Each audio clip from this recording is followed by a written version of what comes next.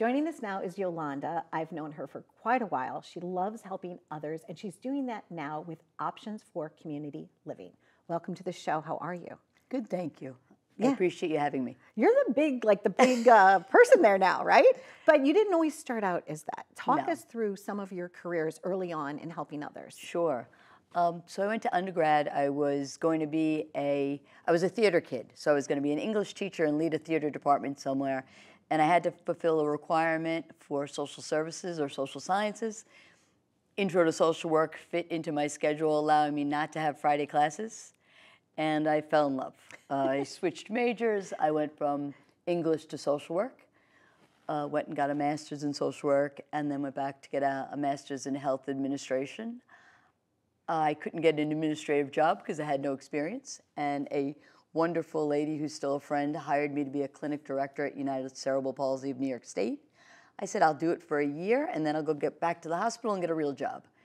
And I don't know, 20 some odd years later, here I am. I fell in love with the world of disability services, and it's where I belong.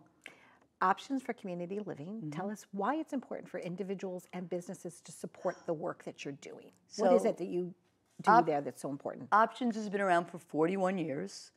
We provide housing, case management, financial assistance, and all sorts of similar programs to Long Islanders in need, adults and children. Our three main groups that we work with are people in recovery for mental health issues, people who are HIV positive living with AIDS, and people who are homeless, unhoused, or at risk for homelessness. In the last 3 years in particular, we've seen a big switch in people looking to us for services. Our statistics on Long Island are that 1 in 5 individuals has a mental health diagnosis, and most Long Islanders are 4 to 6 paychecks away from being homeless, which is not a lot. So particularly during the pandemic, we saw a lot of people that weren't concerned before or had never thought it could be them. And then an illness or a loss of a job or the anxiety of being isolated put them in a very different position. So I think what people should know, and the reason to support us, I guess, is that really mental health and everything that we serve comes with quite a stigma, but yet it can be any of us, and it can affect any of us. So I know that you have often helped so many people, and you're right, mental health is a big issue. And because I know you, I wasn't like looking down at my card, and you know what I realized? My card's upside down. So I'm just gonna Turn it around. Turn it around. I actually sometimes use these, and sometimes I don't. Sometimes it's just a prop, like it was in this moment, exactly. But so Yolanda, it reminds me of a couple of things that we did want to discuss. One of them is the fact that people are just a paycheck away from being homeless. It is important. I actually knew someone I was sharing with you during the SAG strike that they were considering living in a storage unit, and just hiding into a storage unit. Not unusual. Not unusual, right? And I think that just having conversations and being mindful, because we always feel like, wow, that could be me, and it really could be.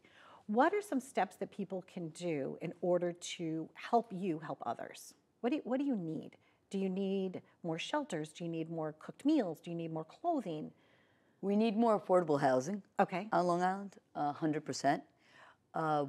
We can always use donations. We have a thrift shop in Ronkonkoma, so clothing and house goods. This is a great time of year. People are cleaning things out, switching things over. So donations always. Financial donations are always needed and accepted. We do get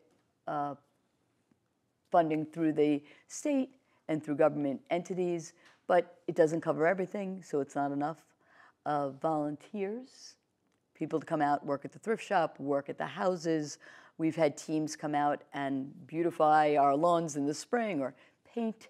So any kind of assistance, but I think the biggest assistance that I can ask of, and I'm born and raised South Shore, Nassau County, Long Island, so of my community members, is to remember that it can be you at any time, and to not talk and stare and gossip or not in my neighborhood kind of thing. It can be any of us. So I think the biggest help, aside from finances, which is always gratefully accepted, would be to help end the stigma. People's perception of most of the people I serve are people you'll see with a, a cardboard sign, say, when you go into the city. And while that's certainly a segment of the population, it's not everybody. It's true.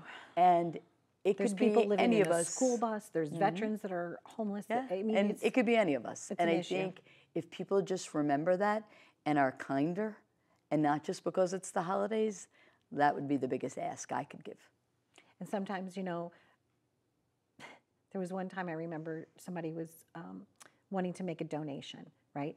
And so one person's like able to donate like $500, right? And the other person was only able to maybe put in 2 or 3, right? But that 2 or 3 might have been all they had, right? Sure. So if you can be as generous as possible, and also if you can hire somebody that's out of work, hire them. Yeah. Right? Try to make a job. Even if it's just something like you said, beautifying your lawn or anything, right? Will work. It's important. So I appreciate you. It's lovely to see you again, Yolanda. Thank you. We know that there are many people in need all over the world, but if you can make a difference here in Long Island, please do. Please give Yolanda a call. And if you could start something in your own community, even if it's a car wash, a bake sale, anything, every little bit helps. And thank you for watching.